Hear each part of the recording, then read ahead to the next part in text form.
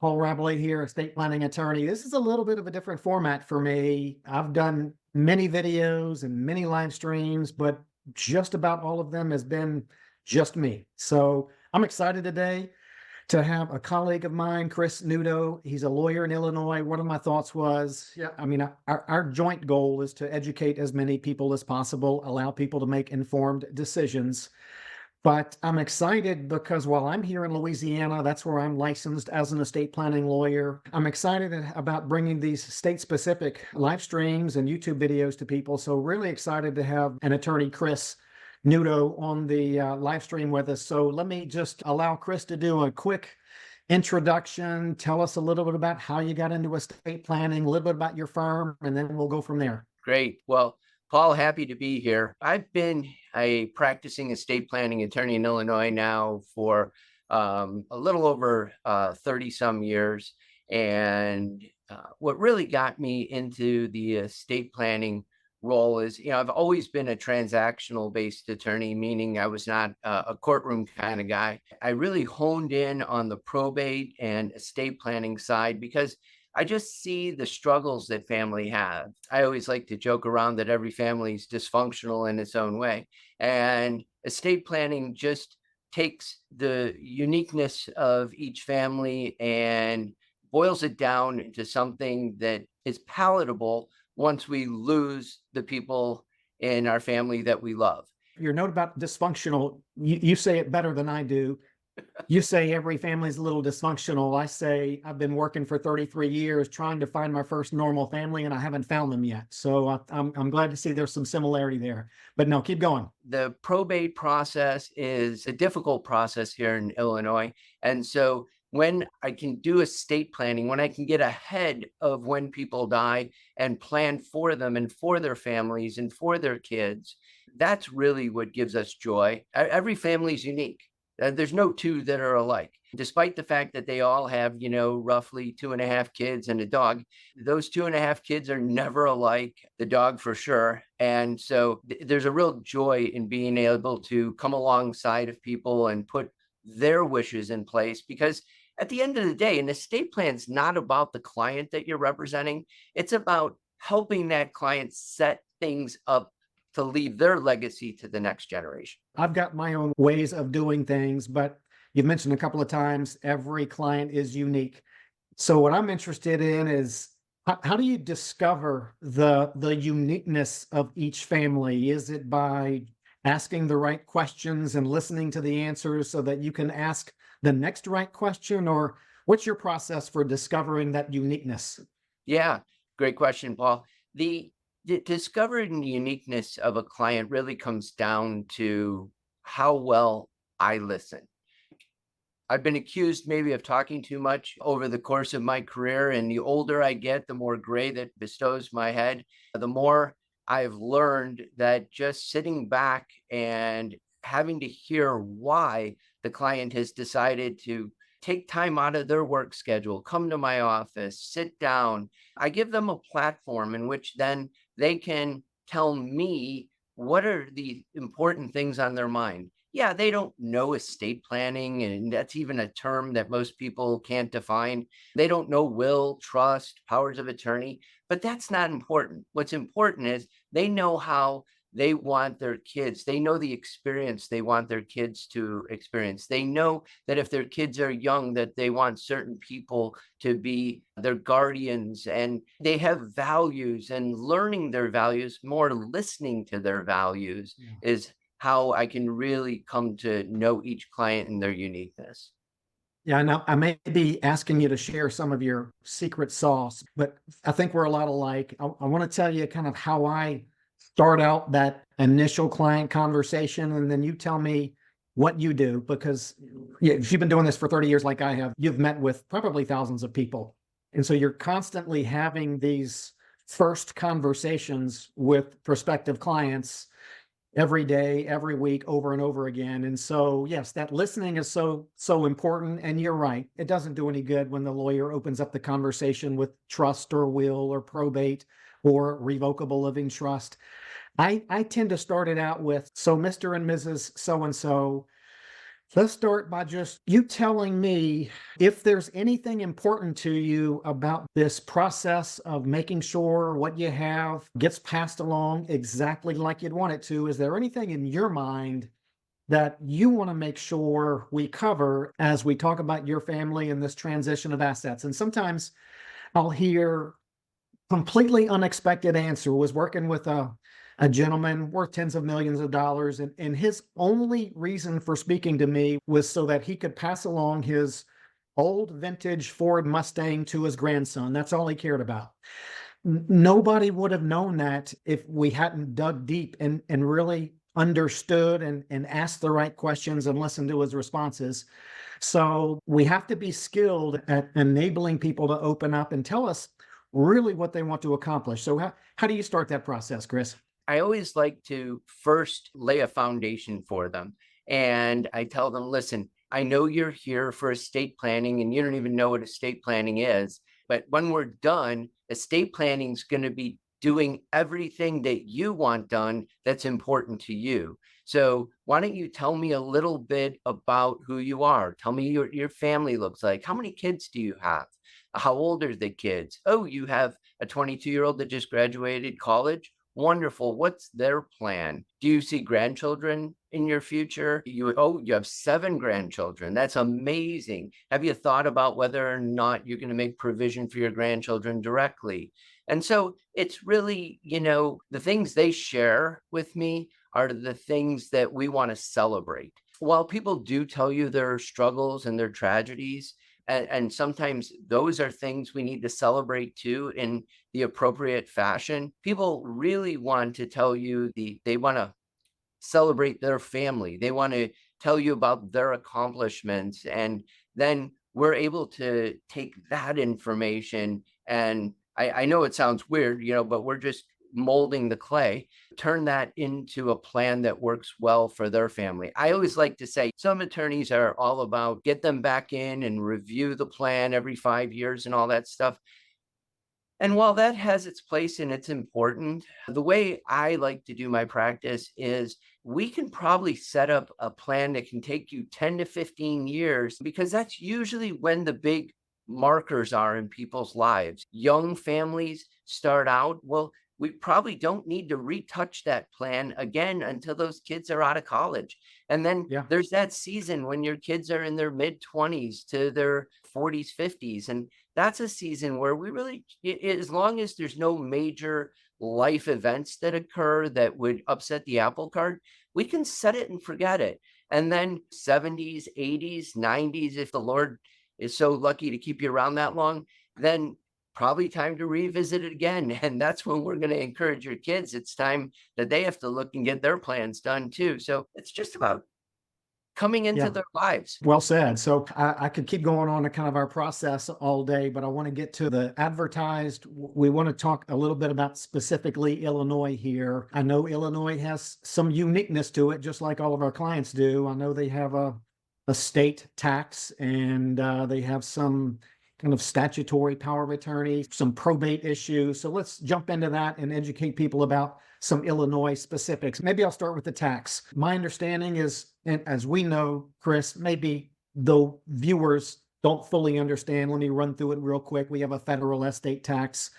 We could talk about that for hours, but when someone dies, if their estate exceeds $13.61 million, and they died in 2024, there's about a 40% tax. Married couples, each spouse gets an exemption. The exemption is going to be reduced in 2026 unless they permanently change some things. There's a lot out there about the federal estate tax, which the IRS collects after someone dies if their estate is required to pay it.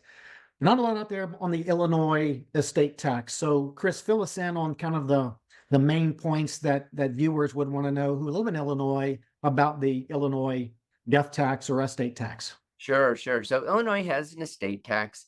And the good news is if your net worth falls below $4 million, then the Illinois estate tax does not affect your estate.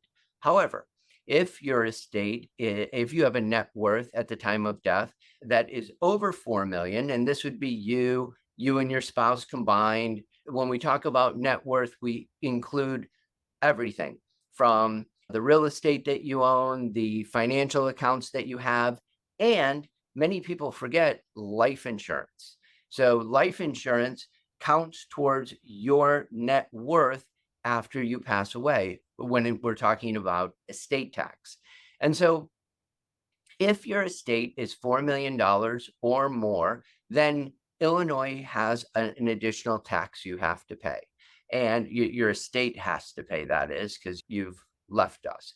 So it's about 17.5% is what the tax is. Now, the accountants in the world, the people who know Illinois estate tax know that it's far more complicated than me saying it's 17.5%. But for the viewers, simple calculation, I found that just using 17.5% is a good rule of thumb for calculating how much your estate would have to pay the Illinois Department of Revenue should your estate exceed the 4 million. By the way, the tax is just on the money above the 4 million.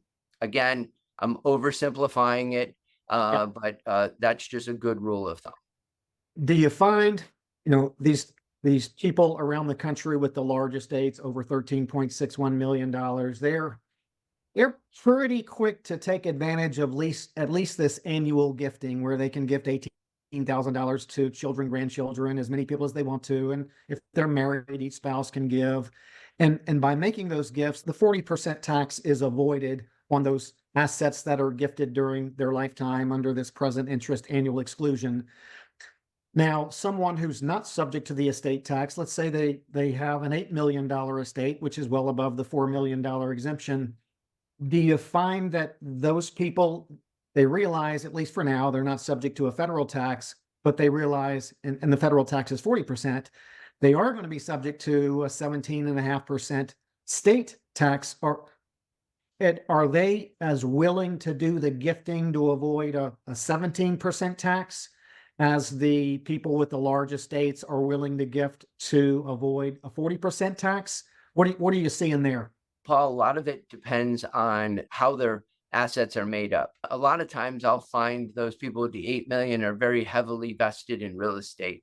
And so their liquidity is not so great. And in those instances, they just don't have the interest in gifting. But for those people who are well balanced in their liquidity, gifting does become something that we set up. We love setting up these irrevocable gifting trusts for our clients. We get all kinds of benefits that come from it. The client gets the benefit of making the gift and reducing their net worth and their estate size. We're passing wealth to the next generation and maybe generations to come.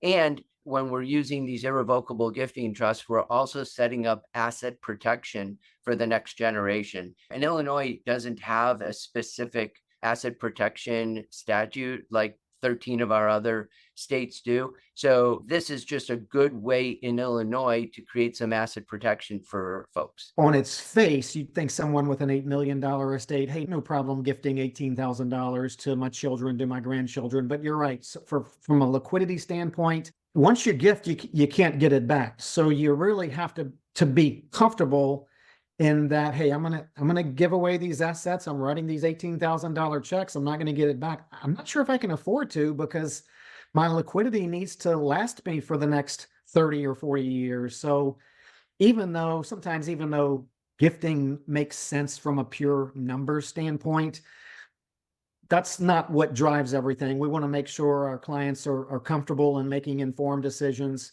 especially those decisions that they can't take back. So that was a real good point there. I want to move on to the probate. Probate is just generally difficult. Clients like to avoid it if they can. They don't like their spouses, their children to have to go through this court and attorney involved process if they can set things up to avoid all that. But help me out and share maybe some of the kind of Illinois specifics, any kind of small estate exemption, or if that doesn't apply, which it won't apply in many circumstances, what's unique and where are some of the roadblocks in the Illinois probate scenario? Yeah, great. So in Illinois, we'll start with the small probate question and then we'll build upon that, no pun intended.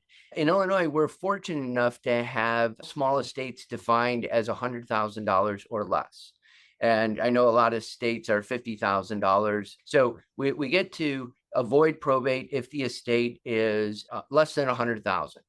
And when we hit the 100,000 mark, we have to go to probate. I practice in basically the Chicago metro area, which is made up of 5 counties. And each county is unique in themselves, but probate is essentially the same. Cook County, though, is probably one of our largest counties, if not the largest county in Illinois. It has multiple probate judges and probate lawyers all over the place. Probate has a lot of uniqueness and complexities, and each county has their own set of rules and Hmm. their own set of judges who have their own set of things that they find important. The process becomes inefficient typically. It's very lengthy, meaning that the average probate is 14 to 24 months from date of death. And if I didn't say this already, but if I say it twice, it's because 2 times doesn't emphasize it enough. It can be very expensive. Now, Cook County being the most expensive county to probate in, and then some of our outlying counties being less. Are the expenses kind of statutory attorney's fees, statutory executor fees, court filing fees? Where does the bulk of that expense come from?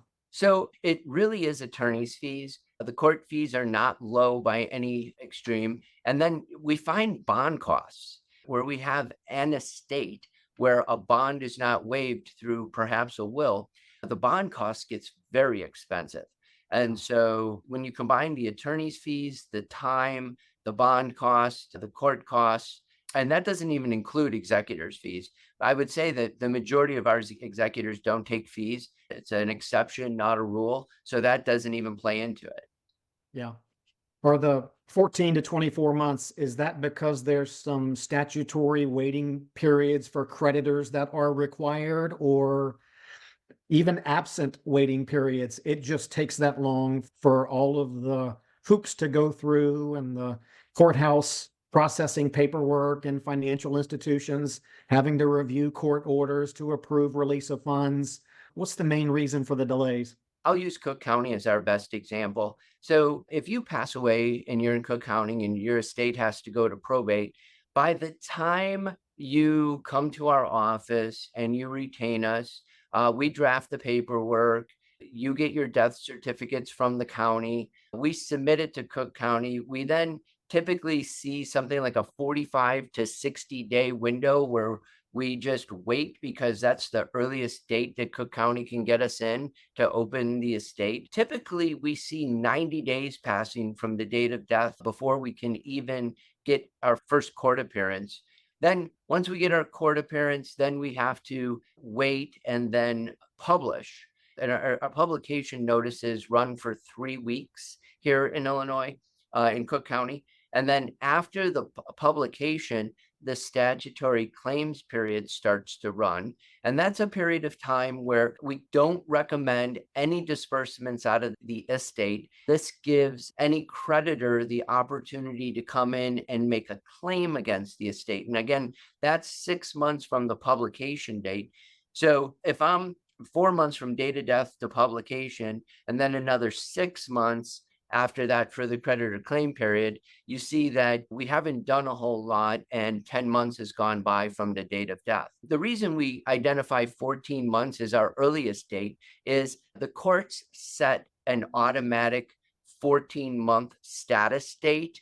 And so usually between the end of the claims period and the statutory status date that comes up at the 14-month is if everything's gone perfectly, then we can try and get an estate closed at 14 months. But that's if we're in control. And we're not always in control because the client has a job and the client has kids they have to take care of. And the executor has their life that they're running. So they can't always Right. stay on our schedule. Everybody has to compromise. And so when you compromise your executor's schedule, you compromise the court schedule, our schedule, that's where things just unfortunately in reality take that 14 to 24 months. It just pains me to hear that all the challenges of probate. To eliminate those pains, let's just talk for a second about in your office as you help clients as they put things together to avoid the need for that probate in the future. Yes, commonly, used. There's the revocable living trust, but I want to ask you some specific questions about what Illinois allows, because we all know people designate beneficiaries on their IRAs and their life insurance, and those are, those non-probate assets. But I see state legislatures across the country enabling other assets to be, whether it's vehicles or a home through some kind of transfer on death deed, or bank accounts through POD designations, brokerage accounts through TOD designations. Any unique aspects in the avoid probate process in Illinois, where some states allow LLCs to be transferred upon death based on their LLC statutes? What are those typical assets that need to go in someone's trust to avoid probate? And what assets can remain titled in the name of the owner, and they can designate beneficiaries, whether that's the trust or whether that's individuals? Any uniqueness there in Illinois? For sure. The things I'm going to mention are unique. They're also not the perfect silver bullet. So I want to make sure that as I introduce each one of these, that while they might avoid probate, they're not always the perfect silver bullet. It's an avoid probate tool, but it may not be right for the client based on their circumstances. Yeah. Said perfectly, Paul. So the first one is a transfer on death instrument. And in Illinois, we affectionately call it a TODI. A TODI is a document that is still subject to the Illinois Probate Act. It's subject to creditors. It's subject to contest, much like a will would be. However, it avoids probate and it ties to real estate. The nice thing about it is it's not limited to like the family home. It covers all real estate. So if you're the kind of person who has, you own a warehouse for your manufacturing business, and you have your home, and then you have your summer home downstate Illinois, you can record a TODI for each one of these pieces of real estate, designating that upon your death, who that property gets transferred to, and that avoids probate. Again, we really reserve TODIs for the very small estates, and that's because we don't like to make an estate subject to the Illinois Probate Act if we can avoid it, and that's why we often will prefer the trust instrument. Also in Illinois, we have something very unique. They're called Illinois land trusts. And I think there's only a couple states in our union left, probably New York, Florida, Illinois, maybe one other that I might not recall, that have this unique animal that's called a land trust. And it is a very, I'm going to call it a simple document. This trust can only hold real estate. And traditionally, these trusts have been managed by Chicago Title and a few other corporate entities, but a lot of lawyers like myself have created what is called the private land trust. And so the TODI or the land trust are two good examples of ways to title the property in such a way that when you die, it avoids probate. Now, again, Paul, each one of these tools are used in their specific context. You had mentioned vehicles. And in Illinois, the Illinois Secretary of State does have a form where we're allowed to put beneficiaries on vehicles. Again, we haven't used them all that often, and the Illinois Secretary of State so far doesn't make it really friendly to use, but it is out there. If you want a real streamlined way of transferring your vehicles when you die, that's a good way to do it. Great. Yeah, that's helpful. One other, as I get into the nitty gritty in Illinois, just as an outsider, and we're going to get into your practice and a few other things I'm looking forward to sharing, but I did pull up the statutory Illinois power of attorney. So I want to get, you're in the trenches in Illinois. Is this what people in Illinois typically use to grant someone power of attorney, or is it customary to use something else? What are the pros and cons of using the statutory power of attorney? What's that circumstance like? Yeah, great. So the Illinois statutory power of attorney for property is the one you're looking at here, and then we have one for healthcare, are really the only documents that we recommend and the only documents we prepare when it comes to durable powers of attorney. And there's a very specific reason for that. The institutions in Illinois require this document. Now, that when my office prepares this document, we prepare it much more robust than just the one that you can pull off of, Yeah. say, the state's website. But this is the statutory form. And there's some really unique things that people in Illinois need to recognize. Number one is you cannot or should not vary the format of these documents. We've had PNC Bank, Chase Bank, Fifth Third Bank, BMO, just to name a few, who have rejected these forms prepared by other lawyers or by clients directly because they changed the format of the document. We've had clients get what are considered better powers of attorney from other lawyers, and they're not the Illinois statutory form, just to find out that the form fails, that the Yeah. institutions will not accept something that is not the Illinois statutory form. So this Yeah, is financial institutions are fickle when it comes to honoring a power of attorney. they make the rules. Yeah, although there is some legislation now in some different states stating the financial institutions, if they're going to reject a power of attorney, they have to give a reason in writing within so many days of being presented the power of attorney. I always tell people who have their living trust, a financial institution may not honor that power of attorney just because they're fickle or they say it's too old or one word is out of place. So that's maybe another reason to make those brokerage accounts trust accounts, because the financial institutions don't have a problem working with the successor trustee when that initial trustee becomes incapacitated, for example. So just Yeah. another little nuance on sometimes it's better to have those assets in a trust versus in someone's individual name. Do you find That's that? right. We've had these forms rejected when other lawyers have actually used the wrong font or font size. So, I mean, I know it seems silly, but once your mom or dad becomes incapacitated and they can't execute a new power of attorney in the Yeah, right font size, this yeah. doesn't become a laughing matter. This becomes serious business. Yeah, I had one rejected one time when, look, we had the paragraph in the power of attorney. This power of attorney is durable. This power of attorney will stay durable throughout the principal's incapacity. Durable was all up in that and other paragraphs, but the financial institution rejected it because the word durable wasn't in the title of the Yes, document. for sure.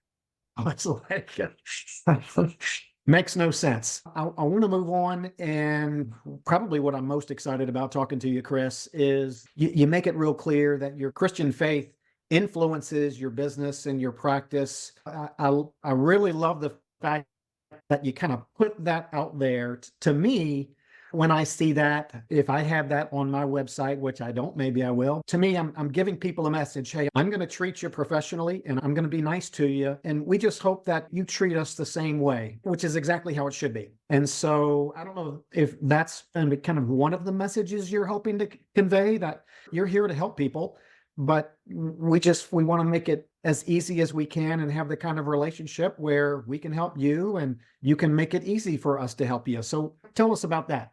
Oh, sure. Like I mentioned to you before even starting the live stream, talking about my Christian faith is probably the easiest thing I can talk about as it relates to my practice. And that's Okay, well, why, I'll throw you a softball then. There you go.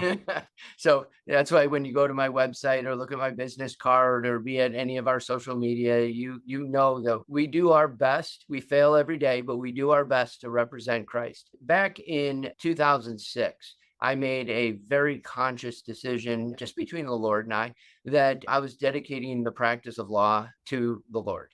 And I always tell people we are a practice that has a strong faith. We don't take our faith, I don't take my faith and demand that it is your faith. I try to be a better person by living out my Christian values, and which means that hopefully you're getting me on a good day, because even Christians have good days and bad days, but you get me on a good day that I'm going to be very empathetic. I'm going to want to hear the things that are challenging you. People always ask me, Chris, do you pray with your clients? Do you go over the Bible with your clients? And the answer is no. We don't. Now, have I prayed with clients? Absolutely. But that's when a client says, Chris, I really could use your prayer. Matter of fact, it happened today.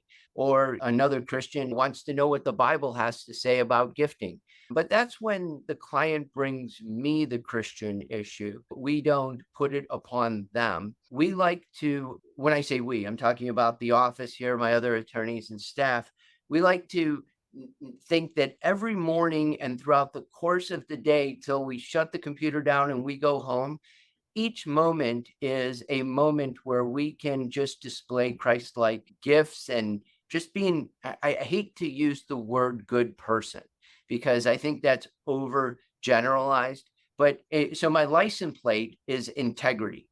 That's what my license plate says. I was able to get that into 7 letters. And when I think of integrity, I think of doing the right thing. And Christ expounded upon us that if you just live your life trying to do the right thing each time, then good things will come. We know that that is a way over generalization. And the Lord knows that I can't always do the right thing in an hour, let alone a full day. But it is the fact that we try and we put ourselves out there and we do that for every client. And that's where my Christian faith really shows. And those other Christians that want to share their faith with us, we're so happy to do that. But there's no Christian requirements we have or anything like that. As a matter of fact, I always like to tease that we have a very large Indian base that, and a lot of Indians are Christian, but there's a whole lot of Indians that are not. And the ones that are not, they love working with us. And we always ask them why. And they say, because you expound something that is trustworthy and we trust you. And we just give all glory to the Lord for that, because Right. that's our goal. Fantastic. Yep. I'm guessing just you kind of volunteering that from the beginning just sets the tone for a good relationship with the clients. Is that what you're saying? All the time. Yeah, Absolutely. sure. As a matter of fact, I don't even have to say it or lay it out. If you're Yeah. in my office here, I have little signs that say we pray, and I have Bible sitting down on the counter over here, and we don't hide it. We don't hide it at all. But we also don't make you drink the Kool-Aid. Don't impose, of course. So great segue into maybe kind of one of our final topics of, everybody's heard about the estate settlement where that went awry. I'm sure you've had people who, like people have told me, Paul, my mom died 3 years ago, and because of what my brother did right after mom died, I haven't talked to him since. And so it pains me to see that and hear that. But love to hear some of the things that you do and some of the things, what are some of the best practices of attorneys? I'd like to have a discussion about that we can do on the front end to minimize that potential conflict on the back end. I know every parent wants to use their estate plan to enhance the relationships of their survivors and not to destroy the relationships of the survivors. So yes, there are things like no contest clauses, and I'm a big fan of families communicating with each other, parents having discussions with their children ahead of time so they can discuss these things and there's no surprises on the back end. But I know one of the things you take a lot of pride in is helping those clients minimize potential conflict. So tell us about your experience there. Basically, there's 3 things that we do to help minimize conflict. The first one is we offer to our clients an opportunity for the clients to bring their children in, and we sit down around the table and we say, hey, let your relationship between siblings, set that aside for a moment. You may get along, you may not get along. All of that's irrelevant, because let me sit down and explain to you the way mom and dad would like to see things go. And so when they're gone, I want you to remember this moment where I'm helping your parents communicate their values. And so I will sit with those children in a family meeting and just try and impress upon them what we expect it to look like when mom and dad die. The second thing I do, I'm going to say it's fairly controversial, meaning that most lawyers will criticize what I'm about to say, but I'm okay with that. I like to name the siblings as co-trustees. So if we have 3 sisters, I want all three to be co-trustees. Your average lawyer is going to say, oh my gosh, this guy's creating administrative nightmares. And my answer is yes, I am creating more administration when the parents die by making the kids co-trustees. That means they have to work together. But let me tell you what I'm accomplishing by making them co-trustees. I'm avoiding one sibling lording over the other siblings because that sibling has the power as trustee or executor of the estate. These kind of tenuous relationships, especially between siblings, they can be misunderstood. So I like to use the illustration of lording over, but sometimes the sibling that has the power might be doing everything correctly, but the perception is that the other siblings are being abused. Why? Well, because if you look at their relationship outside of the estate, it's broken.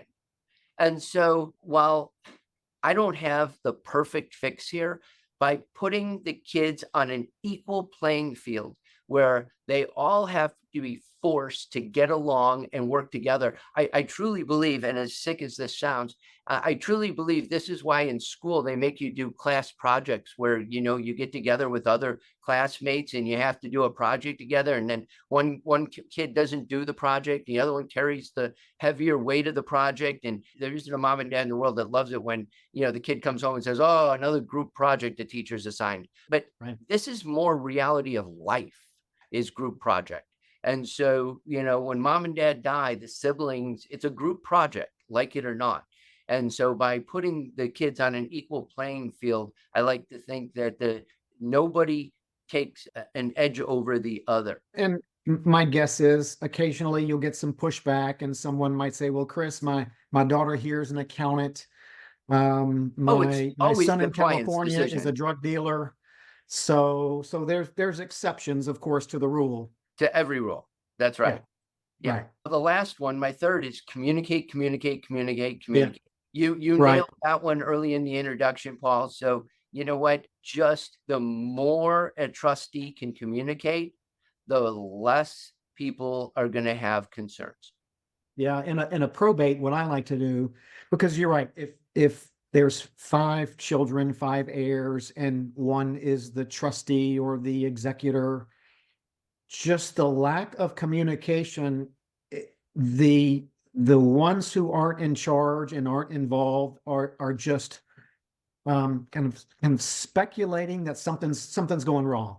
I think Always. it was Dear Abby who said, if you want to really get to know someone, share an inheritance with them. So when we handle a probate, and let's say there's 5 children involved, I'll talk to all 5 of them at the beginning and say, all right, we're going to create a group email here. And nobody can just reply to me with a question. If you have a question, you must hit reply all and ask your question in front of everybody. And if there's information we need to share, we're going to hit reply all. So there's just this open communication among everyone. And when we set that as the requirement on the front end, I just see all their shoulders drop and there's just relief. And there's like, okay, I'm going to be kept in the loop. There's not going to be any foolishness here. I'm going to be kept abreast of every little single thing that happens. And that communication is so important, as you say. Let me hit some of this chat. I'm gonna look at my other screen. And so I always like to see some of the questions. Thank you for your information. When my mom passed, my sister tried to rush me into signing a form in Maryland. She was only communicating with one of my siblings, and there are 7 of us. A miscommunication problem. Uh-huh. Someone says, we miss living in Chicago. Do you know if California has similar rules? I'll throw that out. We I'm talked not, about a yeah. lot of rules. Yeah. Don't go near that one. Get us a California lawyer. Yeah, exactly. So, all right. Well, look, this was much better than I expected. Like I told everyone on the front end, most of my YouTube videos are just me. So excited to have Chris join us today. I put his website in the description of the video, so feel free to check that out if you'd like to move forward or have a need or want to have a discussion. So, Chris, any last thoughts from your end? No, I really appreciate the opportunity to share, and hopefully one thing I said today made a difference in somebody's life, and that's just the goal of waking up each day.